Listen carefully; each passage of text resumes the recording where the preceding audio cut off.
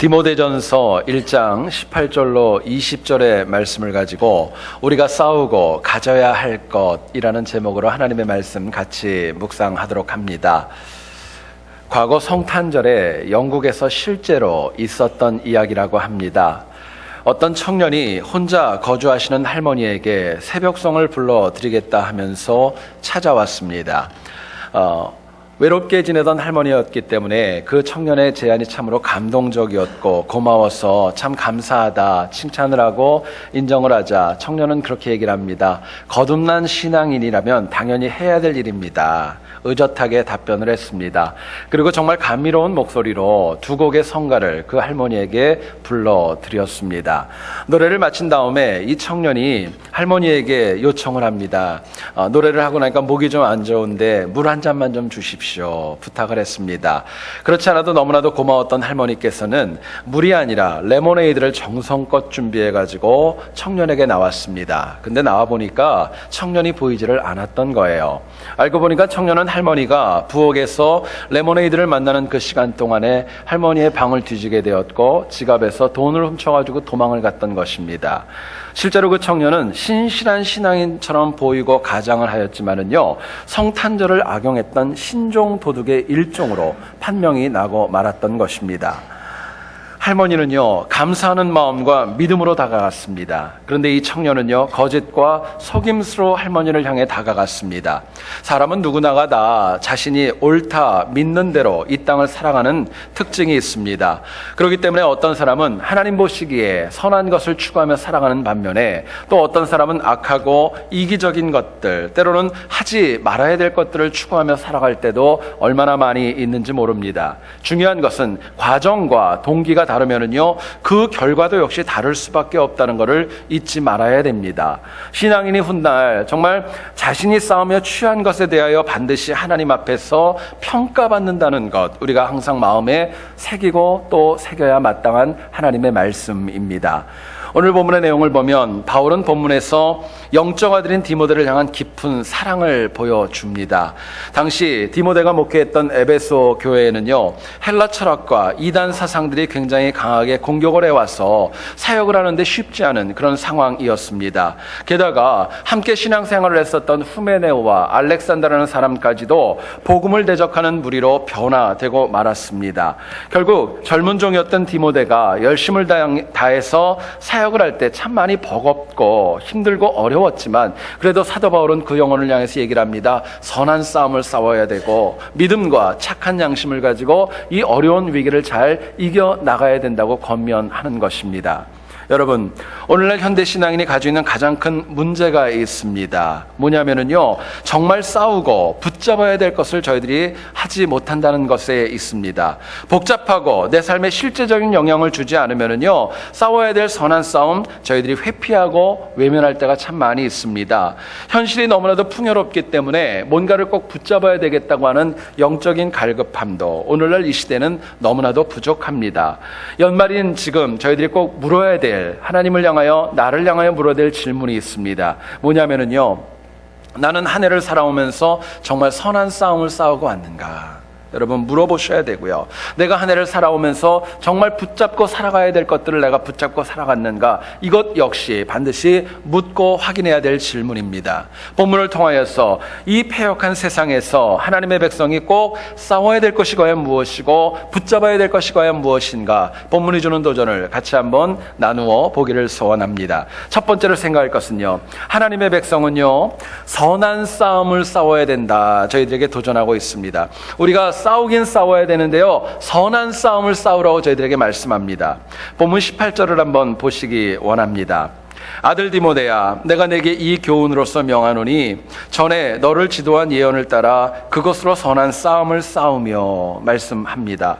여기서 이 싸움이라는 단어의 헬라어 원어를 보게 되면은요, 말다툼을 얘기하는 거 아닙니다. 정말 전쟁의 승패가 걸릴 정도의 싸움과 전쟁을 의미하는 것입니다. 또한 이 선하다라는 말의 헬라어 원어를 보면은요, 가치 있고 의미 있다라는 말을, 그 뜻을 가지고 있습니다. 이를테면 바울의 교훈은 이것입니다. 신앙인이 꼭 싸워야 될 전쟁이 있는데 그 전쟁은 의미 있고 가치 있는 영적 전쟁이 되어져야 된다고 저희들에게 말씀하는 겁니다. 여러분, 본문에서 바울이 얘기하는 선한 싸움이라는 것은요, 주변에 있는 사람들하고 싸우는 그런 거 아닙니다. 악한 영과의 싸우는 영적인 싸움을 이야기합니다. 뿐만 아니라 이 선한 싸움은요, 예수 그리스도의 사랑을 실천하기 위하여 싸우는 싸움입니다. 하나님의 영광을 위하여 싸우는 것, 이것을 우리에게 싸우라고 바울은 말씀하고 있는 것입니다. 그렇기 때문에 신앙인은요, 마귀와의 영적인 싸움에 있어서는 치열하게 싸워야 될 것이고 지지 말고 반드시 이겨야 마땅한 것입니다. 그런데요, 오늘을 살아가는 신앙인들 문제를 가만히 보게 되면은요, 정말 싸워야 될 때상하고는 화평하게 지내고 화평하게 지내야 될 때상하고는 싸우는 경우가 우리 주변에 얼마나 많이 있는지 모릅니다. 어떤 마을에 2명의 청년이 다툼이 일어났습니다. 한 명은요, 4 곱하기 7이 27이라고 주장하는 고집센 청년이었습니다. 4 곱하기 7이 여러분 얼마입니까? 너무 어려운 질문을 드려서 4 곱하기 7은 28이잖아요. 근데 이 청년은 4 곱하기 7이 27이라고 자꾸 고집스럽게 우기는 겁니다. 그리고 옆에 있는 한 청년은 4 곱하기 7이 28이라고 똑똑한 이야기를 하면 서로 다투게 되었던 겁니다. 당연히 결판이 나지를 않았고 마을에 있는 원님에게까지 가가지고 어떻게 누가 옳은지를 갖다 판정해달라고 찾아가게 되었습니다. 원님이 이 이야기를 듣고 이렇게 판결을 내렸습니다. 4 곱하기 7이라고 얘기했던 영혼은 그냥 풀어주고 4 곱하기 8이 28이라고 얘기했던 영혼은 곤장 10대를 때려가지고 방면하라 판단을 내렸던 거예요. 이 똑똑했던 청년이 너무너무 억울했습니다. 이해가 가지 않았어요. 그렇기 때문에 원님에게 가서 이렇게 항의하면서 이렇게 얘기를 했습니다. 왜 내가 이래야 되느냐 물어보니까요, 원님이 이렇게 얘기를 하더랍니다. 4 곱하기 7이 27이라고 주장하는 놈과 싸운 네가 더 어리석다. 네가 더 어리석다라고 얘기하면서 책망을 했다는 이야기입니다. 여러분, 우리가 선한 싸움을 싸워야 됩니다. 그렇다면은요, 우리가 선한 싸움을 싸우려면 과연 무엇이 필요할까 저희들이 묻게 됩니다. 본문은 저희들에게 이렇게 얘기합니다. 우리의 믿음이 파손되지 말아야 됩니다. 우리의 믿음이 파손되지 않을 때 우리가 선한 싸움을 싸울 수 있다고 도전합니다. 19절을 한번 보시죠. 믿음과 착한 양심을 가지라. 어떤 이들은 이 양심을 버렸고 그 믿음에 관하여는 파선하였느니라 말씀합니다. 여기서 이 파선하다, 이 말은요, 배가 실제로 완전히 산산이 부서지는 그 모습을 뜻하고 있습니다. 그런데요, 우리가 이 땅을 살아가다 보면은 배만 파손되는 거 아닙니다. 하나님이 우리에게 주신 믿음도 때로는 산산이 부서지는 파산의 현상이 일어날 수 있는 것입니다. 실제로 디모데가 사역을 했었던 에베소 교회에서는요, 알렉산더라는 영혼과 후메네오라는 영혼이 믿음이 파손함으로 인하여서 얼마나 힘들고 어렵게 했던지요, 바울은 얘기를 합니다. 그들을 사단에게 내어주었다 얘기할 정도로 믿음에 파손한 영혼들이 있었던 겁니다. 여러분, 순항하고 처음 만들어진 배가 파손하는 거 아닙니다. 처음에는 든든했었는데요, 서서히 조그만 균열이 생기기 시작하고 구멍이 생기기 시작하면서 결국에는 거대한 배가 파손하고 마는 것입니다. 마찬가지로 우리의 믿음도 역시 다르지 않습니다. 우리의 믿음의 파손도 어느 날 갑자기 180도 바뀌듯이 딱 바뀌는 것이 아니라 서서히 시간이 지나면서 나도 모르게 파손되어져 가는 것입니다. 이유가 있습니다. 어떤 상처와 낙담으로 인하여서 나도 모르게 발생하는 믿음의 균열이 내 인생과 내 삶 가운데 발생하기 때문에 그렇습니다.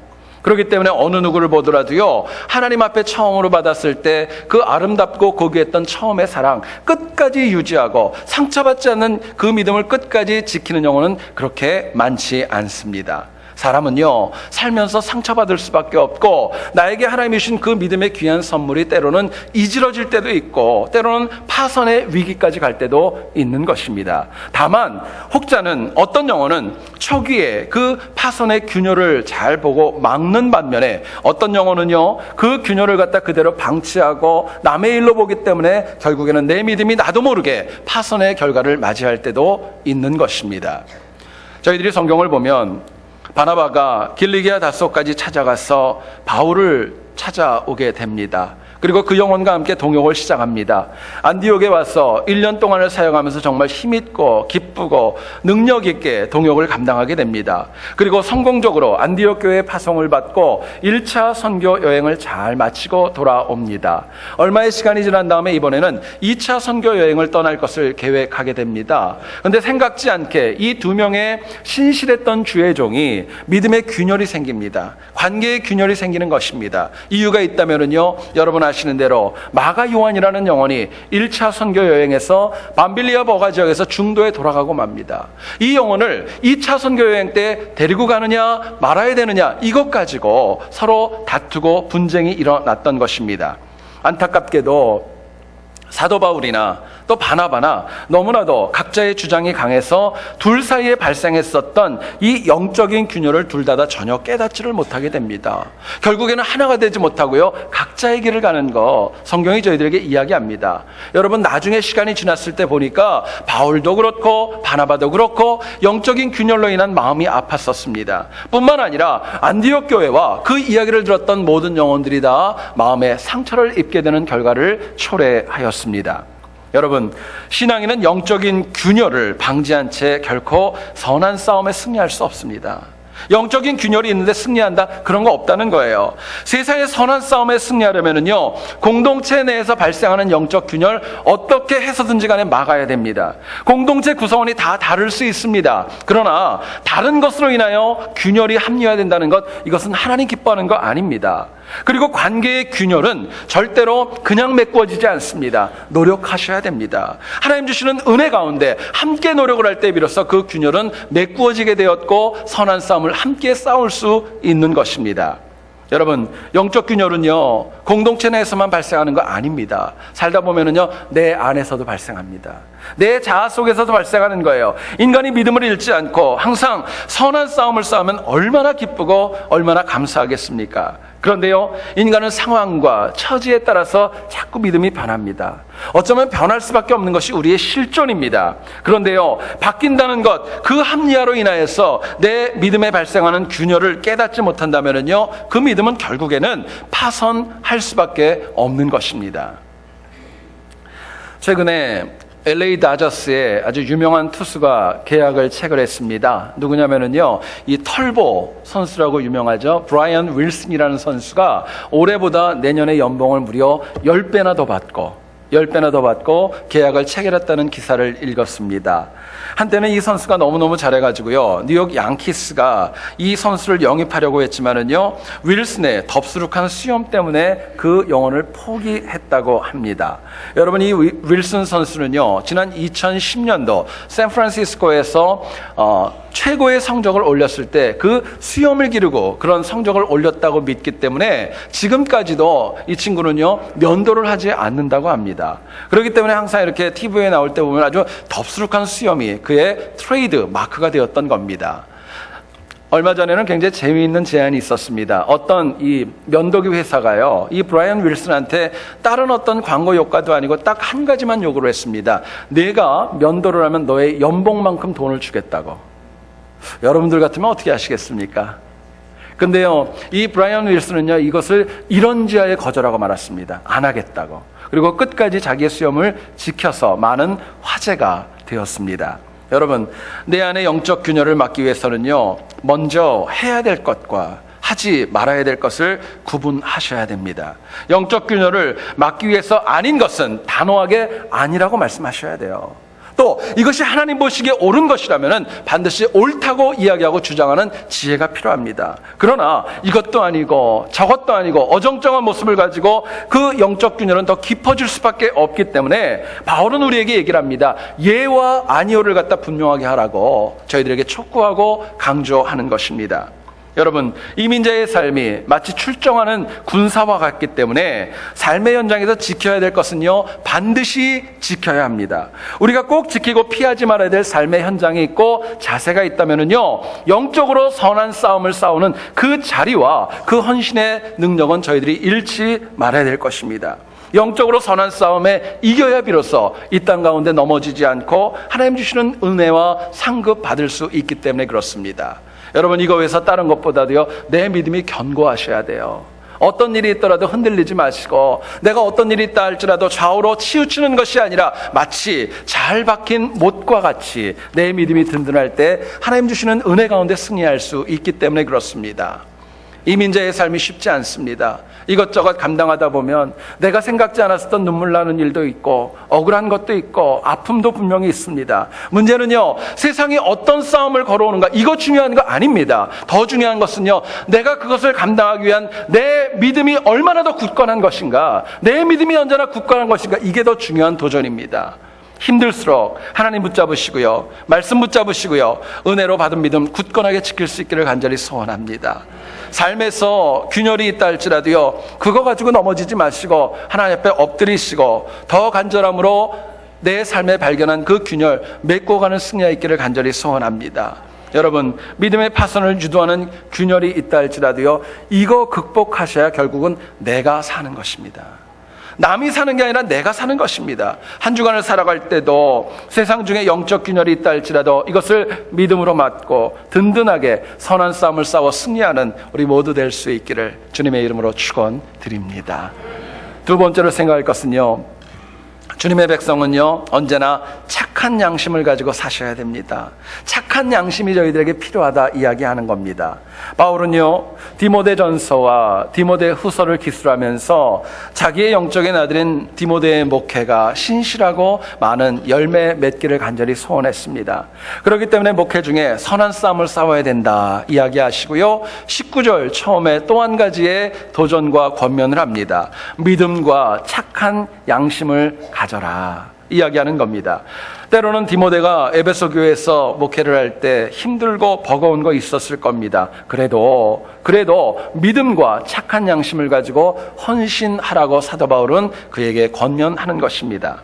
여러분, 여기서 우리가 좀 질문할 것이 있습니다. 사도 바울이 디모데에게 얘기했었던 믿음과 착한 양심의 그 관계에 관한 질문입니다. 제가 한번 질문을 해볼게요. 어떤 것이 맞나 한번 들어보시죠. 우리의 삶에서 믿음이 있어야 착한 양심이 가능한 겁니까? 아니면 착한 양심이 있어야 믿음이 가능한 겁니까? 역시 3부는 적극적입니다. 1부는 아무도 대답 안 했는데 다시 물어볼게요. 잘 들어보세요. 믿음이 있어야 착한 양심이 가능합니까? 아니면 착한 양심이 있어야 믿음이 가능한 겁니까? 여러분 생각해 보시죠. 믿음이 있는데 악한 양심이 가능하겠어요? 믿음이 있는데 누군가를 향해 악한 양심으로 사랑한다? 그런 건 없는 겁니다. 결국 착한 양심이 있어야 믿음도 바르게 정립되어지는 것입니다. 뿐만 아니라 착한 양심을 가진 그 믿음이 나중에는요, 그 착한 양심을 더 크게 하고 더 깊게 하고 더 높게 만들어주는 은혜로 채워주는 것입니다. 여기서 여러분, 착하다는 말은요, 악에 반대하고 정직하다라는 뜻을 가진 동사입니다. 신앙인의 삶은요, 세상에서 합리화된 악에 반대하고 정직하셔야 됩니다. 세상이 얘기하는 악과 합리화된 그런 모습보다 우리는 좀 더 높은 수준에서 믿음으로 나아가는 그런 지혜와 결단과 성숙이 저희들에게 필요하기 때문에 그렇습니다. 그렇기 때문에 주님은요, 산상수훈 가운데 마태복음 5장 16절에서 저희들에게 이렇게 말씀하십니다. 이같이 너희 빛이 사람 앞에 비추게 하여 그들로 너희 착한 행실을 보고 하늘에 계신 너희 아버지께 영광을 돌리게 하라 말씀하십니다. 자, 그렇다면은요, 우리가 믿음을 굳건하게 하는 그 착한 양심, 선한 양심을 가지려면 과연 무엇이 필요할까 묻게 됩니다. 삶에서 착한 양심으로 살아가는 건 너무 중요한데 뭐가 필요할까 묻게 됩니다. 본문은 저희들에게 이렇게 도전합니다. 매사에 사랑의 마음을 가지고 있을 때, 누군가를 향해서 나에게 주어진 일에 사랑의 마음을 가지고 내가 살아갈 때 착한 양심으로 살아갈 수 있다고 도전합니다. 18절 말씀 한번 여러분 다시 보시죠. 아들 디모데야, 내가 네게 이 교훈으로서 명하노니 전에 너를 진도한 예언을 따라 그것으로 선한 싸움을 싸우며 말씀합니다. 좀 주목해야 될 단어가 있습니다. 디모데를 부르는 호칭입니다. 여러분 18절을 보세요. 그냥 디모데야 이렇게 부르지 않았습니다. 바울은요, 아들 디모데야 라고 불렀습니다. 여러 번 묵상을 하니까 제 가슴이 찡하더라고요.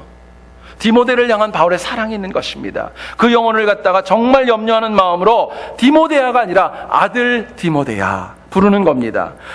얼마나 그 마음이 정말 깊었으면 그렇게 불렀을까 생각하게 됩니다. 바울은요, 자신의 사역과 목회가 참 버거웠던 적이 많이 있었습니다. 그렇기 때문에 디모데를 생각하면은요, 염려가 적지 않았던 거예요. 디모데가 진심으로 하나님 주시는 목회의 사역을 잘 감당하기를 원하는 마음이 마음 깊은 곳에 있었던 겁니다.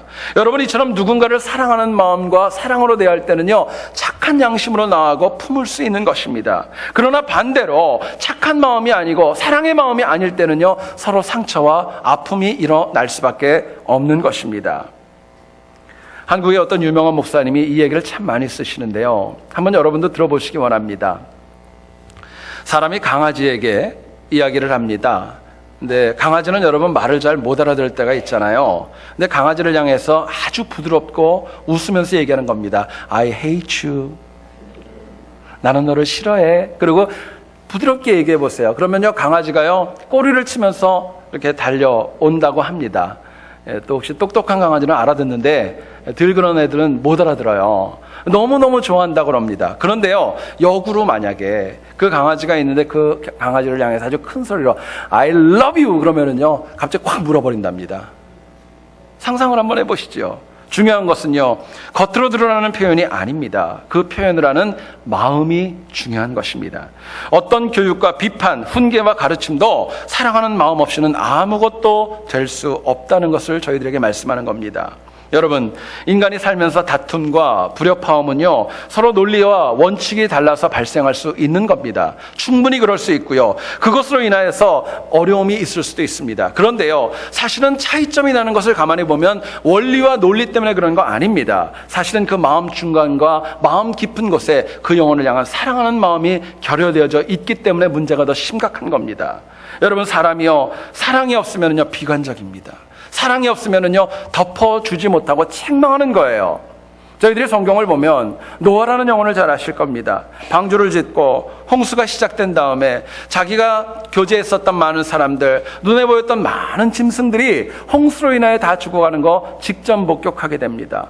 어쩌면 노아의 마음에는 깊은 감사가 있었을 거예요. 정말 너무너무 부족한 우리 가족과 나를 갖다 하나님 살려주시어서 제2의 인류의 시절을 만들어주시다니 얼마나 감사했겠습니까?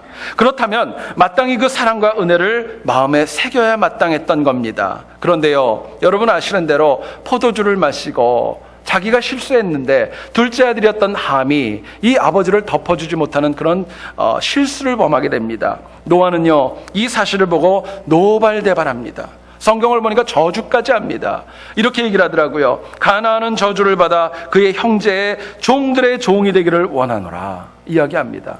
세상에 어떻게 아버지가 이렇게 얘기를 할 수 있어요? 종이 되라는 것도 너무너무 가슴 아픈데 종들의 종이 되라고 얘기를 하는 거예요. 그만큼 분노했던 겁니다. 여러분, 그러나 노아가 함을 향한 사랑으로 그 영혼을 대했다면요, 어쩌면 그 가족이 아파하지 않았고 또 그 가족이 힘들어하지 않았을 것이다 여겨집니다. 사랑으로 대하지 않았기 때문에 분명한 것은 나중에 노아도요, 후회했을 거예요.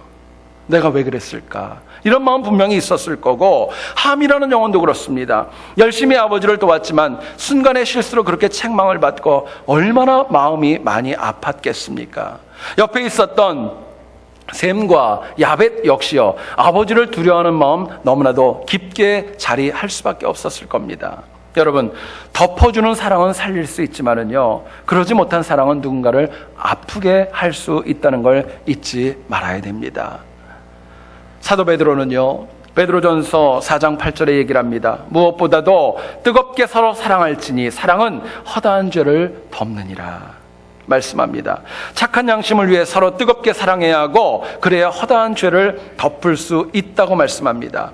여러분, 사람이요, 이 땅을 살다 보면은 누군가가 나에게 실수할 수도 있고 나도 누군가에게 실수할 수 있는 거, 그것은 당연한 것입니다. 다반사예요. 그런데 중요한 것은요, 누구나 실수할 수 있지만 그것을 사랑으로 덮어주는 것은 아무나 할 수 있는 거 아닙니다. 실제로 오직 예수 그리스도의 십자가 은혜를 받은 영혼들만 누군가를 덮어줄 수 있고 사랑하는 마음으로 나를 힘들게도 덮어줄 수 있는 것입니다. 여러분, 주님은 저희들에게 분명히 얘기하십니다. 어찌하여 형제의 눈 속에 있는 티는 보고 내 눈 속에 있는 들보는 깨닫지 못하느냐 말씀합니다.